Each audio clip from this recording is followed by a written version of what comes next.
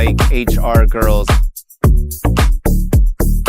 So, I don't know. I'm not a huge gossip, and WTF is about technology and uplifting humanity. But when the news broke about Andy Byron last week, I couldn't help myself. And like Chris Hansen, I was skeptical. Then why did you come here, Chris? You expect me to believe that this guy rolled out of bed, loving father, selfless leader, and just decided, I'm going to sleep with the head of HR. Same goes for Homegirl. This is a woman who proudly claims, leads by example, and wins trust at all levels, from CEOs to assistants. Yeah, I'm just not buying it. So in today's roast, we're going to dig a little deeper into Andy Byron and Kristin Cabot.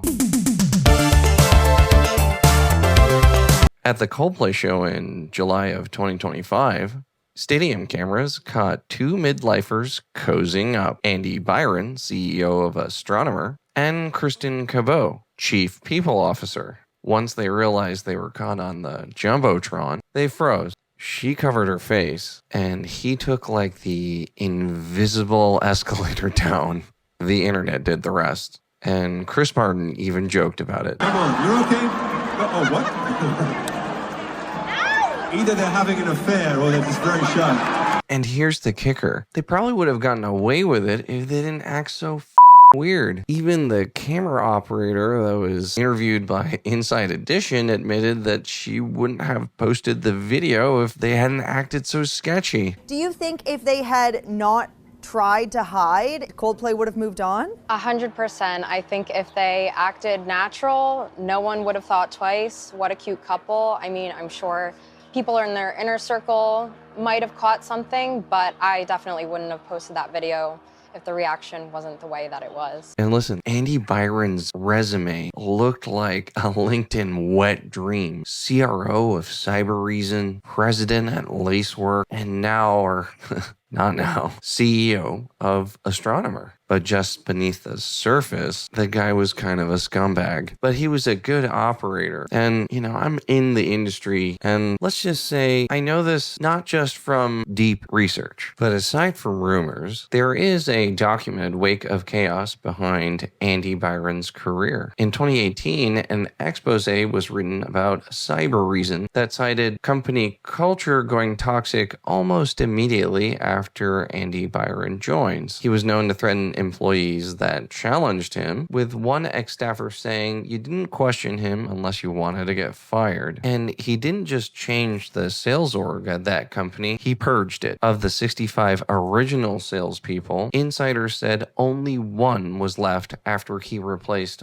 almost all of them with his cronies from Fuse. And ironically, there was a problem with the head of HR at Cyber Reason, though not for the same reason. But in essence, the head of HR who they hired was hired fraudulently. Turns out Kevin Brown was a complete fraud. He faked his entire resume, spoofed his references, and even intercepted background check by setting up dummy emails. Cyber Reason, including its leadership, which included Andy Byron, were clueless. So maybe Kristin has a type. C-suite men named Andrew. Like, I've seen people call Kristin a gold digger. Now, I ain't saying she a gold digger.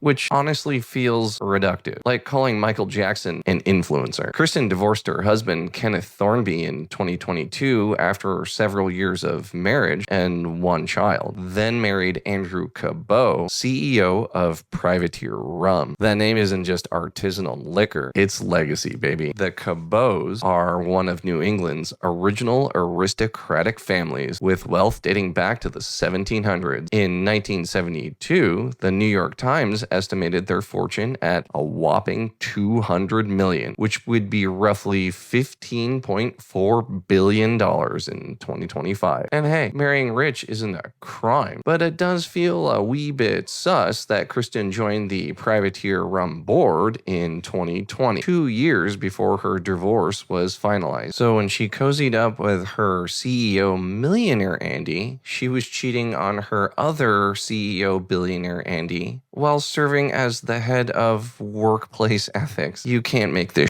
it up. So what's the aftermath? Do any of these people have to face repercussions? Well, let's see. Andy Byron resigned, which is just tech code for he took the bag and bounced. Gotcha.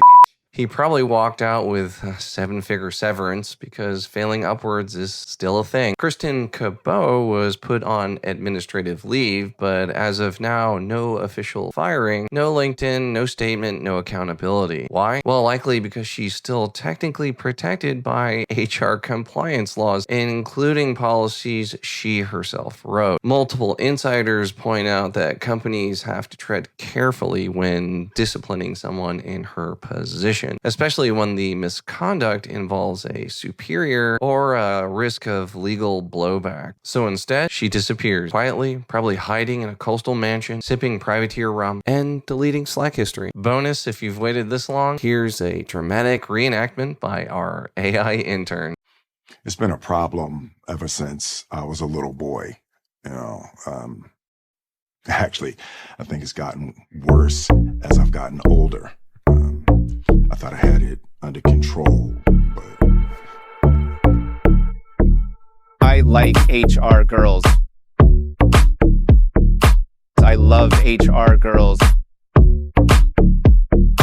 I like HR girls. I love HR girls. Smash that like button, subscribe, and let us know in the comments what you'd like WTF Tech to talk about next time. What